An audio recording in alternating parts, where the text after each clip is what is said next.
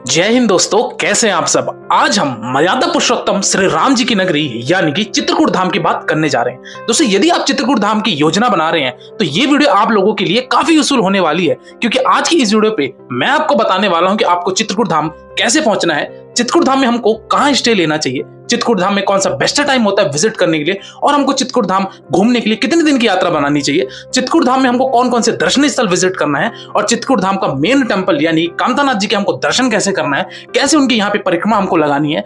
हर एक छोटी और बड़ी इंफॉर्मेशन आज की इस वीडियो में जानेंगे। और वीडियो के लास्ट में ये भी जानेंगे कि इस चित्रकूट धाम यात्रा को करने के लिए आपको एक व्यक्ति का कुल खर्चा कितना लग जाएगा। तो दोस्तों, बनी रहेगी मेरी वीडियो में, एक एक करके सारी बातों को मैं विस्तारपूर्वक वर्णन करूंगा, जिससे आपको इस चित्रकूट धाम यात्रा करने के लिए आपको काफी सहूलियत मिले और आपका प्रति व्यक्ति कुल खर्चा भी कम आए। तो चलिए बिना विलंब के हम वीडियो को आरंभ करते हैं और सबसे पहली बात करते हैं कि आपको चित्रकूट धाम कैसे पहुंचना है। दोस्तों, चित्रकूट धाम पहुंचने के लिए बेसिकली आपके पास दो मेजर ऑप्शन आते हैं। पहले ऑप्शन की अगर मैं बात करूं दोस्तों, तो वह है आपका बाई ट्रेन का। जैसे यदि आप ट्रेन से आना चाहते हैं तो चित्रकूट का जो नजदीकी रेलवे स्टेशन है वो दोस्तों यहाँ का है चित्रकूट धाम करवी रेलवे स्टेशन, जो कि मेन टेंपल से लगभग आपकी 10 किलोमीटर की दूरी पे ये रेलवे स्टेशन बना हुआ है। यहाँ पर दोस्तों ज्यादा ट्रेनों का परिचालन तो नहीं है, लेकिन इतनी ट्रेनों का परिचालन है कि आप वाराणसी, सतना और प्रयागराज से आपको डायरेक्ट चित्रकूट धाम के लिए ट्रेनें इजिली अवेलेबल हो जाएंगी। तो अगर आप चित्रकूट डायरेक्टली पहुंचना चाहते हैं बाई ट्रेन, तो इन सब मेजर स्टेशन से आप अपनी कनेक्टिंग ट्रेन बना सकते हैं। वही अगर मैं दूसरे ऑप्शन की बात करूं दोस्तों, तो वह आपको फ्लाइट का। तो यदि आप फ्लाइट से जाना चाहते हैं तो जो नजदीकी एयरपोर्ट है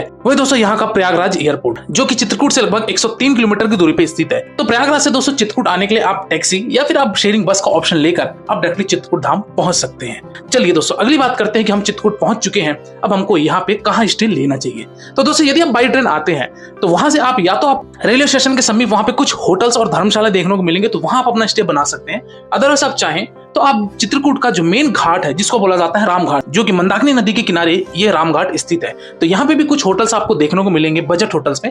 अगर मैं कॉस्ट की बात करूं दोस्तों, तो लगभग आपका 800 से 1000 रुपए में यहाँ पे आपको वेल कनेक्टेड एसी रूम के साथ अगर आप होटल लेंगे तो यहाँ पे आपको राम घाट के पास अपने होटल्स देखने को मिल जाएंगे। तो यहाँ आप अपना स्टे एक रात के लिए बना सकते हैं। वही अगर मैं दोस्तों बात करूं खाने पीने की, तो दोस्तों खाने पीने की भी यहाँ पे आपको बहुत ही अच्छे ऑप्शंस मिल जाते हैं। वेज रेस्टोरेंट भी हैं, भोजनालय भी हैं, और आपके यहाँ पे बड़े रेस्टोरेंट्स भी देखने को मिल जाएंगे, जो कि आपका नॉमिनल 100 रुपए से 150 रुपए आपका थाली होगा और आप इस तरीके से अपना यहाँ पे भोजन ग्रहण कर लेंगे।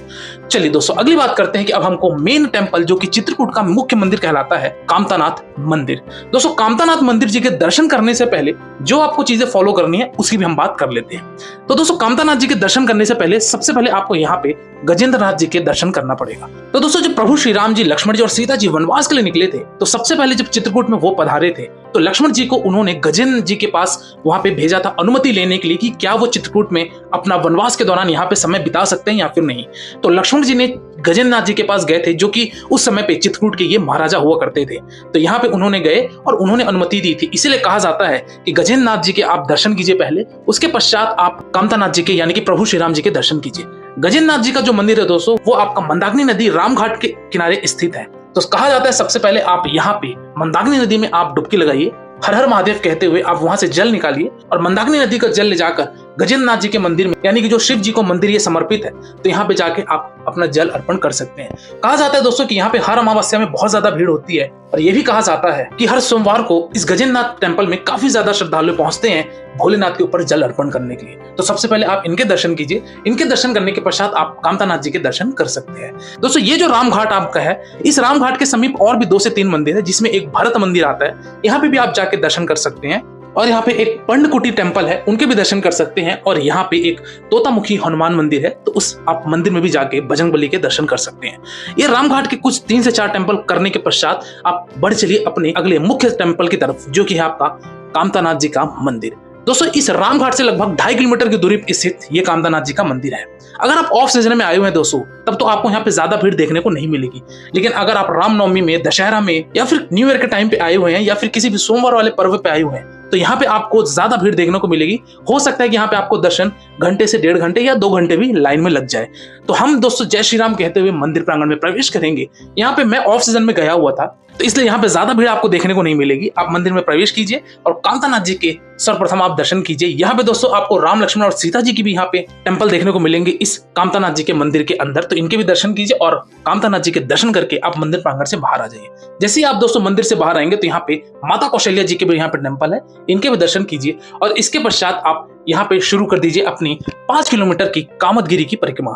दोस्तों जो कामदानाथ टेम्पल है वो दोस्तों आपके कामदगिरी पर्वत पर स्थित है। कहा जाता है दोस्तों कि आप अगर कामदानाथ जी के दर्शन किए हैं तो आप मंदिर की परिक्रमा अवश्य लगाएं, तभी आपकी दर्शन पूर्ण मानी जाती है। तो सबसे पहले आप यहाँ से मंदिर से जैसे बाहर आएंगे तो राइट साइड से दोस्तों आपको यहाँ पे परिक्रमा का मुख्य द्वार आएगा। लगभग आपको 1 से 1.5 घंटे में आप इस परिक्रमा को कर लेंगे। लगभग 5 किलोमीटर की यात्रा होती है, परिक्रमा यात्रा। ये करके आप डायरेक्टली इसी वापस मेन टेंपल के सामने आ खड़े होंगे। इसके पश्चात दोस्तों आप बढ़ चलिए अपने चित्रकूट के जो दर्शनीय स्थल हैं उनके हमको दर्शन कैसे करना है और कौन कौन से मुख्य टेंपल है वो कैसे हमको दर्शन करना है, चलिए उसकी भी बात करते हैं। सबसे पहले अगर मैं टेंपल की बात करूं दोस्तों तो वह आपका दोस्तों हनुमान धारा। दोस्तों ये हनुमान धारा जाने के लिए दोस्तों आपके पास बेसिकली 2 ऑप्शन आते हैं। पहले ऑप्शन की अगर मैं बात करूं दोस्तों तो वह आपका रोप वे का। रोप वे का दोस्तों जो किराया है वो 165 रुपीज होता है आने और जाने का। तो आप रोप वे के माध्यम से वहां पहुंचेंगे ऊपर पहाड़ी पर और आप हनुमान जी के दर्शन करके नीचे आ सकते हैं। वही अगर मैं दूसरे ऑप्शन की बात करूं वो है आपका पैदल मार्ग का। लेकिन पैदल मार्ग में दोस्तों आपको लगभग 1 घंटे लग जाते हैं, क्योंकि यहाँ पे स्टेयर केस बने हुए हैं, यानी कि सीढ़ियां बनी हुई है जो कि काफी खड़ी चढ़ाइयां होने के पश्चात काफी लंबी भी है, जिसके कारण आपको समय भी ज्यादा लगता है और आपको थकान भी ज्यादा होगी अगर आप धूप ज्यादा है तो बेहतर यह है कि आप रोपवे ले लीजिए। रोपवे के माध्यम से डायरेक्टली आप दोस्तों वहां पे पहुंचेंगे और हनुमान जी के दर्शन करके आप मंदिर से नीचे आ सकते हैं। हनुमान धारा में दोस्तों कहा जाता है कि जब बजरंगबली लंका में आग लगा के आए थे तो उनके सीने में एक जलन थी, जिसके कारण यहाँ पे उन्होंने बाण मारकर यहाँ से जो धारा प्रवाहित की थी उसी को यहाँ पे हनुमान धारा के नाम से जाना जाता है, जो कि निरंतर रूप से ये धारा गिरती है और यहाँ पे लोग इसको जल के तौर पर ग्रहण करके हनुमान जी के दर्शन करते हैं। तो ये हनुमान धारा दोस्तों काफी प्राचीन मंदिर है। यहाँ पे भी आप आइए, बजरंगबली के दर्शन कीजिए। इसके पश्चात ऊपर चढ़ाई करके जाएंगे तो यहाँ पे आपको सीता माता की रसोई देखने को मिलेगी। कहा जाता है कि सीता माता ने यहाँ पे 5 ऋषि मुनियों को यहाँ पे भोजन ग्रहण करवाया था, इसकी वजह से यहाँ पे ये भी टेम्पल बने हैं। तो यहाँ दर्शन करके रोपवे के माध्यम से आप नीचे आ जाइए और आप बढ़ चलिए अपने अगले साइड सीलिंग की तरफ, जो कि है आपका मानस दर्शन। दोस्तों मानस दर्शन को निर्माण करवाने वाले रामभद्राचार्य जी हैं। तो इस मानस मंदिर में जैसे आप प्रवेश करेंगे तो सबसे पहले आपको बजरंगबली की एक विशाल प्रतिमा देखने को मिलेगी। इनके दर्शन कर आप जैसे अंदर प्रवेश करेंगे, यहाँ पे दोस्तों एंट्री टिकट 10 रुपए होती है। 10 रुपए की एंट्री टिकट देंगे तो यहाँ पे आपको रामचरित्र जी की झांकियों के द्वारा यहाँ पे प्रस्तुति दी गई है। तो यहाँ पे आप जैसे प्रवेश करेंगे तो रामचरितमानस में जितनी भी चीजों का वर्णन किया गया है उसी को यहाँ पे ये म्यूजियम के तौर पे और झांकियों के तौर पे यहाँ पे दिखाए हैं लाइटनिंग करके।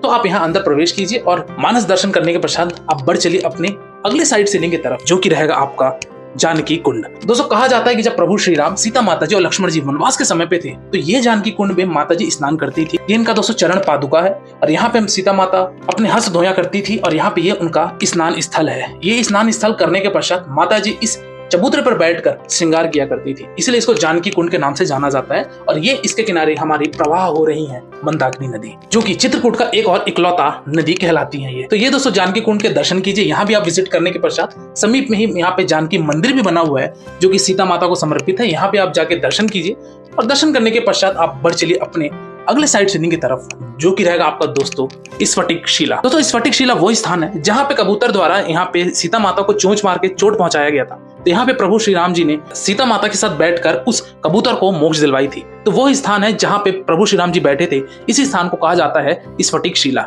ये एक जो पत्थर है, ये जो शिला है, ये एक अलग प्रकार का पत्थर है। जब आप इसको स्पर्श करेंगे तो आपको एक अलग अनुभूति होगी। तो ये आप स्फटिक शिला के दर्शन कीजिए और इसके पश्चात आप बढ़ चलिए अपने अगले साइड सीलिंग की तरफ, जो कि रहेगा आपका सती अनसुईया टेम्पल। दोस्तों सती अनसुईया टेम्पल वो स्थान है जहां से मंदाकिनी का उद्गम स्थल होता है। दोस्तों सती अनसुईया टेम्पल जाने के लिए चित्रकूट से आपको लगभग 16 से 17 किलोमीटर की दूरी पे स्थित ये मंदिर जाना पड़ेगा। तो यहाँ पे आप जैसे पहुंचेंगे तो आपको लगभग आधे किलोमीटर पैदल यात्रा करके आप मेन टेम्पल के आसपास पहुंचेंगे, क्योंकि यहाँ पे गाड़ियों का डायरेक्ट एंट्री वहां पे मंदिर के सामने नहीं मिलता है। तो ये रहा दोस्तों विशाल सा एक सती अनसुईया का टेम्पल। इस टेम्पल के अंदर दोस्तों आप जब जाएंगे तो यहाँ पे अनेक सारे मंदिर बने हुए हैं। तो आपको यहाँ दर्शन करने के लिए कम से कम आधे घंटे का समय जरूर लगेगा, क्योंकि इसके अंदर आपको कैंपस में काफी घुमाया जाता है और बहुत सारे अनेक मंदिर हैं। यहाँ पे चित्रकला भी की गई है। तो इन सब के दर्शन करने के पश्चात आप मंदिर प्रांगण से बाहर आइए और जैसे ही आप यहाँ पे मंदिर प्रांगण से दर्शन करके बाहर आएंगे तो देखेंगे यहाँ पे मंदाकिनी नदी का उद्गम यहीं से स्टार्ट होता है। पर्वतों से दोस्तों बहते हुए यहाँ पे जल आती है और ये एक विशाल रूप धारण कर लेती है, जिसको मंदाकिनी नदी के नाम से जाना जाता है। तो यहाँ से दोस्तों सती अनसुईया के टेम्पल भी है, साथ ही साथ यहाँ पे माता मंदाकिनी जी का यहाँ पे उद्गम स्थल भी आता है। तो यहाँ पे आप दर्शन कीजिए। कुछ लोग दोस्तों यहाँ पे स्नान करके माता जी के दर्शन करते हैं तो अगर आप यहाँ स्नान करने में इच्छुक हैं इस मंदाकिनी नदी में, तो आप स्नान करके भी आप माता सती अनसुईया के दर्शन कर सकते हैं। चलिए दोस्तों, सती अनसुईया टेम्पल जी के दर्शन करने के पश्चात हम बढ़ चलते हैं अपने अगले साइट सीइंग की तरफ, जो कि है आपका गुप्त गोदावरी, जो कि आपका इस चित्रकूट का एक और फेमस साइट सीइंग कहलाता है। दोस्तों ये गुप्त गोदावरी स्थान जो है दोस्तों, ये आपका सती अनसुईया टेम्पल से लगभग 7 से 8 किलोमीटर की दूरी पे स्थित है। इस गुप्त गोदावरी में दोस्तों कहा जाता है कि यहाँ पे गोदावरी नदी का उद्गम होता है और उद्गम होते साथ ही ये विलुप्त हो जाता है, जिसका नाम गुप्त गोदावरी रखा गया है। दोस्तों इस गुप्त गोदावरी में जाने के लिए सबसे पहले आप आधे किलोमीटर का लगभग पैदल यात्रा तय करके पहुंचेंगे आप मेन टिकट काउंटर के पास। दोस्तों इस टिकट काउंटर पे दोस्तों आपको 25 रुपए की एंट्री टिकट लेनी पड़ेगी। एंट्री टिकट लेने के पश्चात आप बढ़ चलिए अपने लाइन की तरफ, यानी गुप्त गोदावरी की मेन गुफा की तरफ। इस गुप्त गोदावरी में जाने के लिए दोस्तों आपको गुफा से प्रवेश करके जाना पड़ेगा मंदिर के पास और गुप्त गोदावरी के मेन उद्गम स्थान पर। तो यदि आप किसी भी तरीके के कोई मरीज हैं या फिर आपको कोई क्रिटिकल बीमारी है तो आप इस गुफा में ना प्रवेश कीजिए, बेहतर होगा, क्योंकि अंदर जाके आपको किसी भी तरीके की कोई तकलीफ हो जाए तो वहां पे कोई भी मेडिकल इमरजेंसी नहीं है। तो बेहतर ये है कि अगर आप फिट एंड फाइन है तो आप जरूर इस गुफे के द्वारा प्रवेश करेंगे जैसे ही, तो यहाँ पे आपको सबसे पहले राम लक्ष्मण और सीता माता का यहाँ पे टेम्पल देखने को मिलेगा, जो कि गुफा के नीचे में ये स्थित है। यहाँ इनके दर्शन करने के पश्चात आप बढ़ चलिए अपने इस गुफे के अंदर ही अंदर बढ़ेंगे तो यहाँ पे आपको एक सीता कुंड देखने को मिलेगा। इस सीता कुंड में आप जरूर यहाँ पे जल ग्रहण कीजिएगा और जल ग्रहण करने के पश्चात अंदर ही अंदर पहुंचेंगे तो यहाँ पे आपको गोदावरी का उद्गम दिखेगा। तो यहाँ पे भी दोस्तों गोदावरी के उद्गम का यहाँ पे जल आप ग्रहण कीजिएगा। ग्रहण करने के पश्चात आप जैसे थोड़ा सा और आगे बढ़ेंगे तो यहाँ पे आपको गुप्त गोदावरी में प्रवेश करेंगे। गुप्त गोदावरी ये वो दोस्तों कि जहाँ से यहाँ पे नदी कहाँ आगे निकल गई है उसका कोई यहाँ पे आपको दृश्य देखने को नहीं मिलेगा, जो कि विलुप्त हो गई है, इसलिए इसको गुप्त गोदावरी बोला जाता है। लेकिन इस गुप्त गोदावरी के गुफा में जाने के लिए और आगे आप माता गोदावरी के भी दर्शन करेंगे तो यहाँ जाने के लिए आपको घुटने भर पानी में जाना पड़ता है। दोस्तों अगर बरसात ज्यादा होती है तो ये मान के चलिए कि घुटने से भी ऊपर पानी आ जाता है। तो अगर आप यहाँ पे प्रवेश करना चाहते हैं तो कीजिएगा। धीरे धीरे आपको पतली गुफा में पानी भरे हुए घुटने तक में आपको प्रवेश करना पड़ेगा और धीरे धीरे आप बढ़ते चलिए, जय माँ गोदावरी का नाम लेते रहिए और आप जैसे आगे बढ़ेंगे तो यहाँ पे आपको माता जी का एक टेम्पल देखने को मिलेगा। माता जी के दर्शन कीजिए और दर्शन करके उसी गुफा के थ्रू आप उसी रास्ते से मंदिर प्रांगण से बाहर आ जाएंगे। तो इस तरीके से इस गुप्त गोदावरी में आप मान के चलिए कि आपको लगभग 1 घंटे का समय जरूर लगेगा अगर भीड़ नहीं है तो। वही अगर भीड़ ज्यादा रहेगी तो आप ये मान के चलिए कि आपको इन सभी चीजों के अंदर दर्शन करने के लिए 1.5 से 2 घंटे का और 2.5 घंटे का भी समय लग सकता है। वो डिपेंड करता है कि वहां पे कितना ज्यादा रश है। तो ये दर्शन करने के पश्चात दोस्तों आप बढ़ चलिए लास्ट और अंतिम साइट सीइंग की तरफ, जो कि रहेगा आपका भरत कुंड। गुप्त गोदावरी से लगभग 22 किलोमीटर दूरी पे स्थित है यहाँ पे दोस्तों भरत कुंड। तो कहा जाता है कि भरत जी ने यहाँ पे श्री राम जी का राज अभिषेक करने के लिए चित्रकूट पे यहाँ पे अमृत जल लेके आए थे। उसी अमृत जल को यहाँ के स्थानीय लोगों ने भरत जी से इस कुएं में डलवा दिया गया था, जिस कुएं को कहा जाता है भरत कुंड। यहाँ पे दोस्तों भरत कुंड में लोग स्नान करके भरत जी के दर्शन करते हैं और चारों भाइयों के दर्शन भी करते हैं। तो यहाँ पे सबसे पहले दोस्तों गरारी से बाल्टी डाल के आप जल निकालिए और अपने चरण पे स्पर्श कर सकते हैं। अदरवाइज अगर आप स्नान करना चाहते हैं तो आप स्नान भी कर सकते हैं। स्नान करने के पश्चात आप दोस्तों सबसे पहले भरत जी के दर्शन कीजिए। यहाँ पे भरत जी का टेम्पल है। भरत जी के टेम्पल दर्शन करने के पश्चात ठीक बगल में ही यहाँ पे बने हुए हैं चारों भाई का टेम्पल। यहाँ पे आप श्री राम जी, लक्ष्मण जी, भरत जी और शत्रुघ्न जी के दर्शन कीजिए और इनकी आप परिक्रमा लगा लीजिए, यानी कि चारों भाई की परिक्रमा भी आप कर लीजिए। परिक्रमा करने के पश्चात दोस्तों जैसे मंदिर से यहाँ पे बगल में आएंगे तो यहाँ पे और आपको बजरंग बली का मंदिर दिखेगा, जिसको सिद्ध हनुमान जी मंदिर कहा जाता है। इनके भी दर्शन कीजिए और आप इस तरीके से चित्रकूट धाम के सभी दर्शनीय स्थल को कंप्लीट करेंगे। चलिए दोस्तों बात करते हैं कि इस चित्रकूट धाम के जो लोकल दर्शनीय स्थल मैंने बताए, इनको विजिट करने के लिए क्या आपके पास साधन रहेगा। दोस्तों सबसे चीपेस्ट और बेस्ट ऑप्शन की अगर बात करूं दोस्तों तो वो है आपका ई रिक्शा या फिर ऑटो। दोस्तों अगर आप फैमिली हैं या अगर 2, 3, 4 लोग भी हैं तो सबसे बेस्ट ऑप्शन है कि आप रामघाट जो मैंने आपको बताया वहां से आप ई रिक्शा या फिर ऑटो कर लीजिए।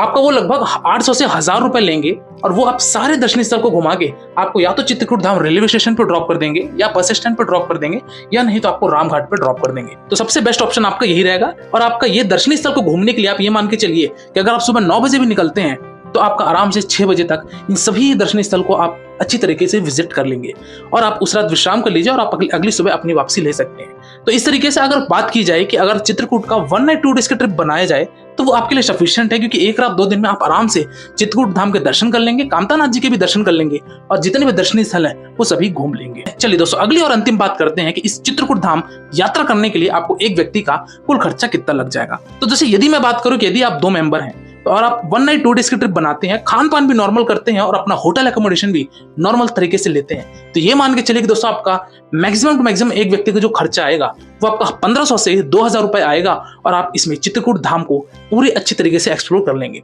दोस्तों इस फेयर में मैंने किसी भी तरीके के आपके ट्रेन के टिकट, फ्लाइट के टिकट को ऐड नहीं किया है। इस फेयर में मैंने केवल और केवल यहाँ पे होने वाले खर्चे यानी कि होटल एकोमोडेशन, खाने पीने के खर्चे, दर्शनीय स्थल में घूमने के लिए जो ई रिक्शा लगेंगे, उन सबको खर्चों को जोड़ा जाए तो मैक्सिमम टू मैक्सिमम आपका 1500 से 2000 रुपए प्रति व्यक्ति लगेगा और आप चित्रकूट धाम को अच्छी तरीके से घूम लेंगे। तो दोस्तों ये रहा आपका चित्रकूट धाम यात्रा का एक संपूर्ण वर्णन। इसके बाद भी दोस्तों यदि आपको कोई डाउट है या फिर आपके मन में कोई प्रश्न है तो आप मेरे इंस्टाग्राम यात्रावास आईडी में विजिट कीजिए। डेफिनेटली आपको मेरे द्वारा या मेरी टीम के द्वारा आपको रिप्लाई दिया जाएगा और आप किसी दूसरे वीडियो में खो जाएं इससे पहले आप मेरे चैनल यात्रावास को सब्सक्राइब कीजिए। आज की वीडियो में दोस्तों फिलहाल इतना ही। मिलते हैं फिर एक नई वीडियो में एक नई यात्रा के साथ, एक नए विषय के साथ।